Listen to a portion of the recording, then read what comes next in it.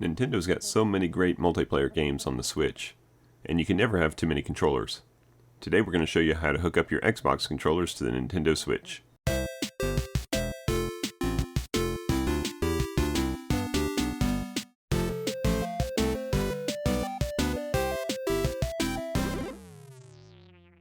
Hey everybody, it's Chris from Family Geekery. And I don't know about you guys, but sometimes these console controllers compatibility can be really confusing. But the one company that makes products that make it a little bit easier is 8BitDo.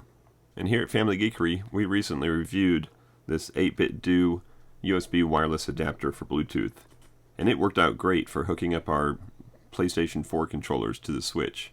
If you missed that video, there'll be a link to it in the description below.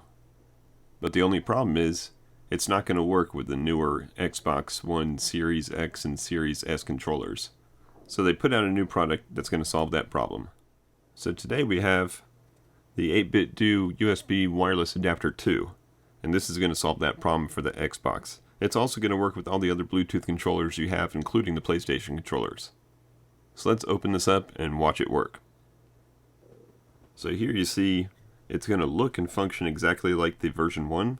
It's just got a little different color on the case to help you recognize which one is which. And in fact, this one actually came by paying $1 extra with an OTG adapter, which will come in handy if you wanted to ever plug this into the Switch while it wasn't in its dock. So as our test subjects today, we have both a Xbox One S or X controller and an Xbox One Series X or Series S controller. I know it gets a little confusing, doesn't it? So let's plug in the adapter and test one of these out. So now I've got the Bluetooth adapter plugged into one of the USB ports on the side of the dock. I'm going to wake up the Switch. I'm going to press the button on the side to get it to start syncing. I'm going to press the Xbox button to wake up the controller. And I'm going to press and hold the pair button to get it to blink fast. And eventually it should sync up and stop blinking. The solid light on the adapter also tells us that it's paired, and now we should be good to go. Full controller support, including analog sticks. We've got a share button, the start button, and all the buttons are going to work fine. Now, just like before, we need to make sure that the Nintendo Switch is set up to work with this. So we're going to go into the settings, scroll down to controllers and sensors, and make sure that this Pro Controller wired communication is turned on. Basically, this device is going to look like a wired device to the Switch. It doesn't know that it's Bluetooth. It doesn't need to know it's Bluetooth. It's just setting up a Bluetooth controller between the adapter and the controller itself, and the Switch just sees it as a USB wired device. So you need to make sure that setting is on, or else this isn't going to work.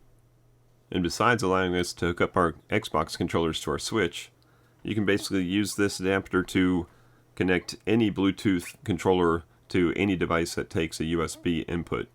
So you could use it for a PC that doesn't have Bluetooth built into it, or you can use it for Raspberry Pi. You could actually even use this to hook up the Switch Pro controller to your PC. So thanks to 8BitDo for putting out a great adapter to allow us to use whatever controllers we like with our favorite consoles. And I wanted to make this quick video to make sure you understood the difference between the version 1 and the version 2. If I was to buy one today, I would definitely get that version 2 because there's no downsides. And if you're looking to pick one of these up, we'll leave a link in the description below to Amazon where it's currently on sale. And you have options on there to pay a little bit extra to get this OTG adapter, which is handy both for this device, and it's also handy for any device that you have with USB-C. Maybe you've got one of those fancy MacBooks that don't have USB ports on them anymore, and this will allow you to plug in a thumb drive or something. If you enjoyed this video or learned something from it, please consider hitting that like button. It helps out the channel a lot. And if you'd like to see more content like this, then go ahead and hit that subscribe button too. Remember also, every Tuesday we have a brand new episode of the Family Geekery Podcast. In fact, this last week we did a podcast on our favorite Nintendo games. So thank you as always for watching, and until next time, peace out and geek out.